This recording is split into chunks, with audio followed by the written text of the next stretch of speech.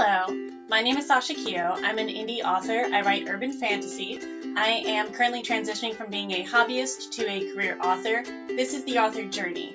This is a little different than some of the other videos that I've put together. This is just really reactionary to something that I was reading about and listening to earlier today. So this book has come out called American Dirt. And if you haven't heard about this controversy that it sparked, definitely read up. It's really an interesting one. In my last video, I talked a lot about, the importance of works, the importance of putting your works out there, of being part of this conversation that's happening as, a culture, a generation. Your work is really representative of who you are. And that's kind of the crux of the issue with American Dirt. So the author, Jeanine Cummins, is a woman who has identified as white, essentially, allegedly, all of her life, who has recently kind of embraced this, Latina identity. She has a grandmother who's Puerto Rican, a father who was Puerto Rican and very much in the culture and lifestyle, and of course that's her father, so she was part of that culture, one that apparently she hasn't really embraced until recently. And if you're looking at publishing, you've seen this kind of surge in the power and presence of Latinx stories. There's also this Romance Writers of America scandal happening right now that has a lot to do with representation in publication of persons of color. And a really big part of that is, with the RWA thing, with American Dirt, are these writers who are not true to the identity of the characters that they are touting, and it becomes like a puppet show. Now, I want to talk about myself for a second. I'm a biracial woman, but I definitely identify as Black. I was raised in South Dallas in a Black community by a Black family. I'm the only biracial member of my family. That just is what it is. But I was very sheltered. I didn't have a lot of close friends. I don't have a big family, or the family I do have, we're not very close. So I don't have this real sense of being part of the Black community. My experience being a biracial person is that there is tension on both ends of that race. It's not like just this happy marriage of two different races and none of the issues. It's all of the issues and your personal shit on top of that. So I'm this sheltered person who is different from most of the members of my community, but I'm sheltered from that community as it is. So I don't feel a part of the Black community. I don't feel a part of this big welcoming family. I am just this person in this body. And there is tension and fetishism of fair-skinned Black girls. And then my experience with white people is and they'll say some stupid racist shit like, well, you're not even Black. I'm not Black? What stopped me being Black to you? I'm the Blackest person but still not Black enough. You're not even Black. Yes, I am. I'm part of a Black family. I was born in South Dallas. I am biracial. But that's not really given a lot of consideration when you're surrounded by a certain kind of person. I've had less problems with that in the African American community because we are such a rainbow of people. It's really white people where they disassociate you from your culture. And that's the rudest, whitest shit ever that I've experienced as far as racism goes. It gets a lot worse, and I do understand that. But I want to talk about identity. So I've struggled with this, am I Black enough, part of my identity. Now, I'm married to a white man whose heritage is Irish, so he's super white. And I've struggled with ideas of, am I whitewashing? Because I had a narcissistic grandmother who was a big Black woman who both loved and hated her Blackness. And she projected a lot of her fondness for whiteness onto me. So I was Pinky to her. And these little nicknames that really made me more aware of the color of my skin and how comfortable I am being myself. And again, not feeling part of a community makes that singled out feeling just all the more stark. And I've continually had a really hard time connecting with people. And it's not just about race, it's also about how I was brought up. Having a narcissist in my family has really affected the way I create relationships with people and my relationship with myself.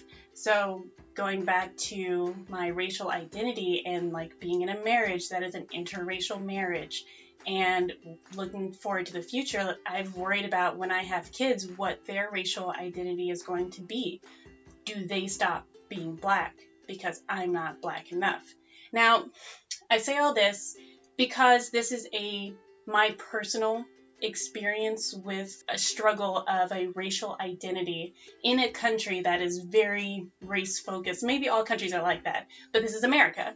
And I'm saying all this to say that while I am not in favor of stripping Jeanine Cummins of this identity, if she wants to embrace the Latinx part of her identity, that is fine. If she wants to learn more about her culture and embrace her culture and live her culture and feel more a part of it that way, that is also fine. But is it wrong for her to try to tell the story of someone else's culture because she's of Puerto Rican descent? And the story is about Mexican immigrants, which is, of course, a hot topic right now.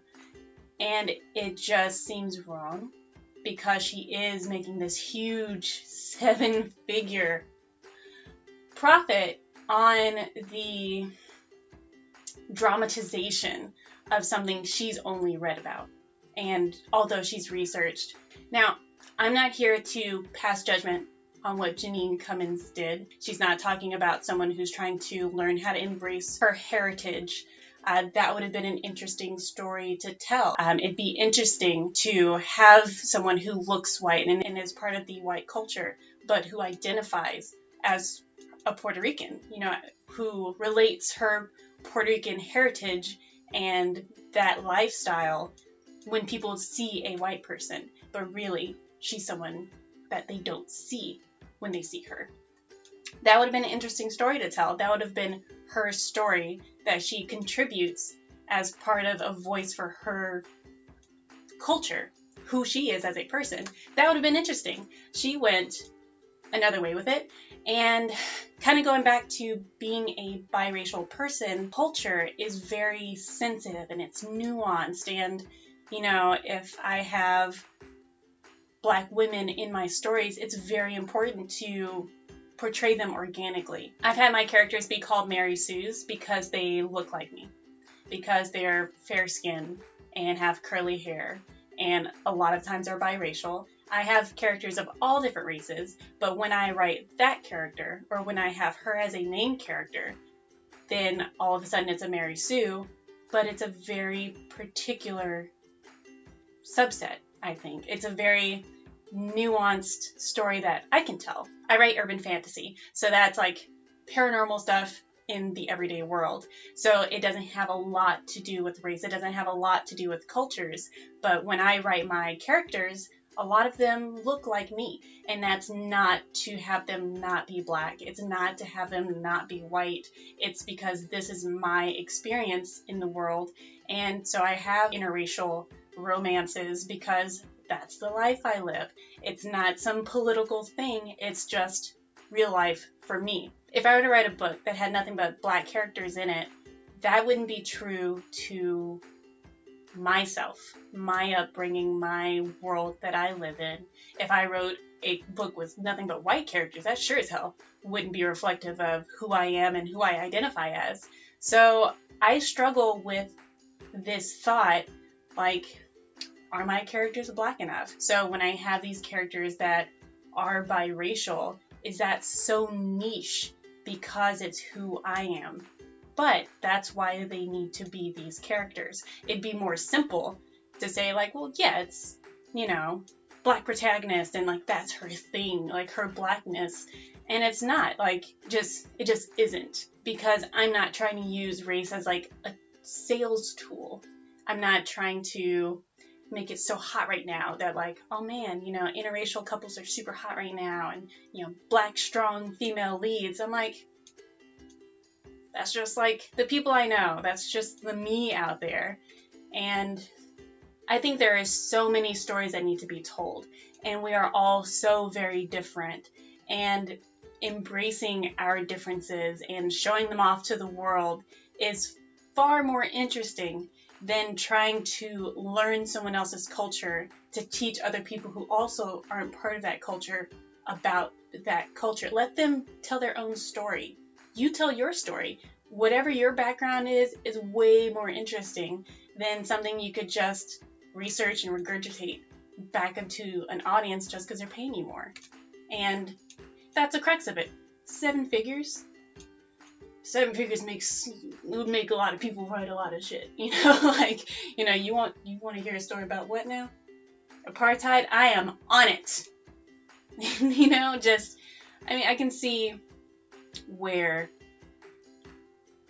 if you're just using your craft to make money and you're not really telling a story that's important for you to tell. Because it's not that the story isn't important, but who tells it adds a life to that story that is different.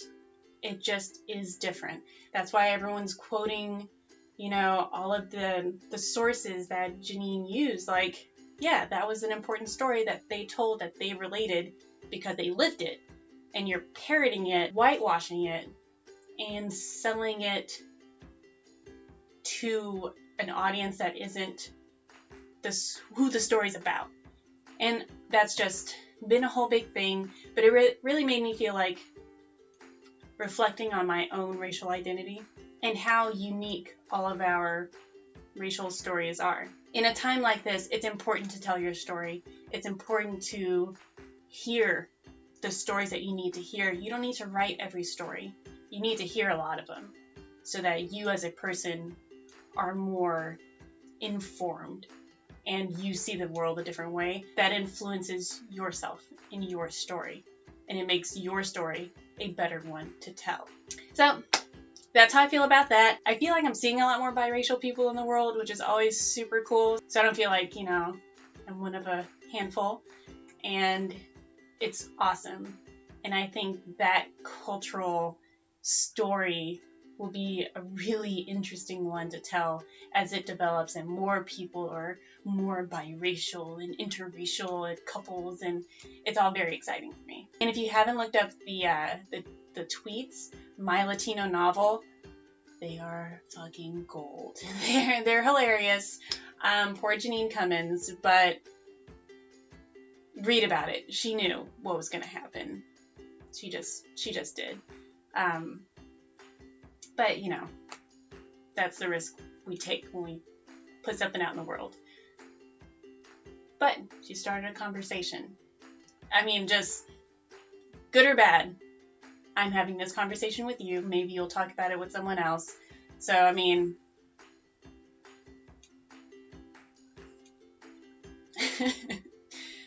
that was the point of the story after all. All right, that's all I got. Until next time, later.